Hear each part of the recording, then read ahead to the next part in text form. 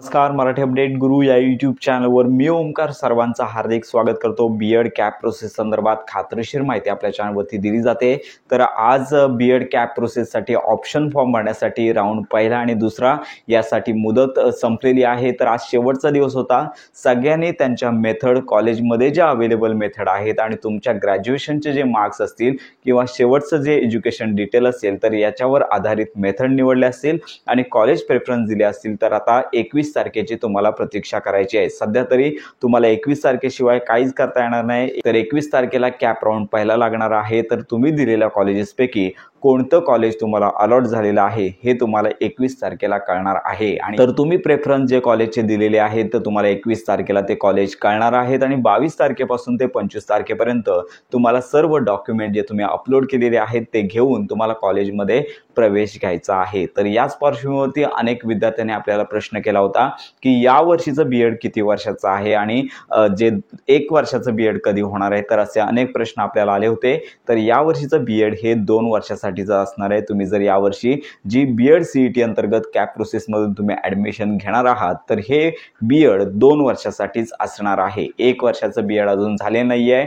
या संदर्भात अजून अधिकृत जी आर आलेली नाही आहे, केवळ या संदर्भात निर्णय झालेला आहे परंतु अजून याची अंमलबजावणी झालेली नाही। तर या 1 वर्षाचं जे बीएड आहे तर याची सुरुवात म्हणजे हे जे कधी सुरू होणार आहे तर पुढच्या वर्षापासून शैक्षणिक वर्ष 2026-27 पासून सुरू होणार आहे। पण लक्षात घ्या की हे 1 वर्षाचं बीएड कोणाकोणाला असणार आहे, तुम्ही त्याच्यामध्ये बसता का हे देखील तुम्हाला समजून घ्यायचं आहे। मागच्याच वर्षी बीएड 1 वर्षाचा होण्यासंदर्भातली नोटीस आली होती आणि याच्यामध्ये ज्यांचं ग्रॅज्युएशन झालेलं आहे अशा विद्यार्थ्यांसाठी बीएड हे 2 वर्षाचंच राहणार आहे। जसं आता बीएड आहे तसंच ग्रॅज्युएशन झालेल्या विद्यार्थ्यांसाठी हे बीएड राहणार आहे। याच्यामध्ये पदव्युत्तर पदवी म्हणजेच पाहू शकता की पोस्ट ग्रॅज्युएशन ज्यांचं उत्तीर्ण झालेलं असेल, पूर्ण झालेलं असेल, उदाहरणार्थ एमए नंतर एमएड झालेलं असेल तर अशाच कॅन्डिडेटना 1 वर्षाचं बीएड करता येणार आहे अशी स्पष्ट माहिती त्या नोटीसमध्ये देण्यात आली आहे। त्यामुळे लक्षात घ्या 2 वर्षाचं बीएड ग्रॅज्युएशन नंतर ही प्रोसेस कायमस्वरूपी राहणारच आहे।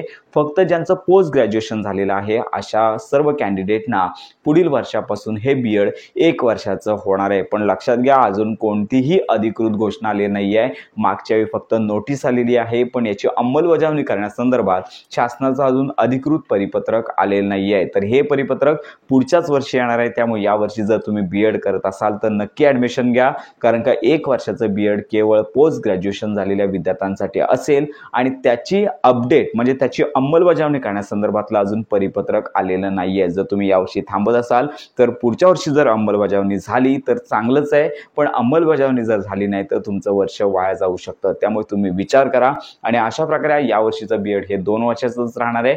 तर अशा प्रकारे आत्ताची महत्त्वाची अपडेट सर्वांपर्यंत नक्की शेअर करा। लवकरच कॉलेजचा राऊंड आहे तो प्रसिद्ध होणार आहे। तर या संदर्भात वेळोवेळी माहिती आपल्या चॅनलवरती दिली जाते। त्यामुळे आपल्या डिस्क्रिप्शन बॉक्समध्ये व्हॉट्सअप ग्रुप, टेलिग्राम चॅनल दिलेले आहेत, हे देखील तुम्ही जॉईन करू शकता।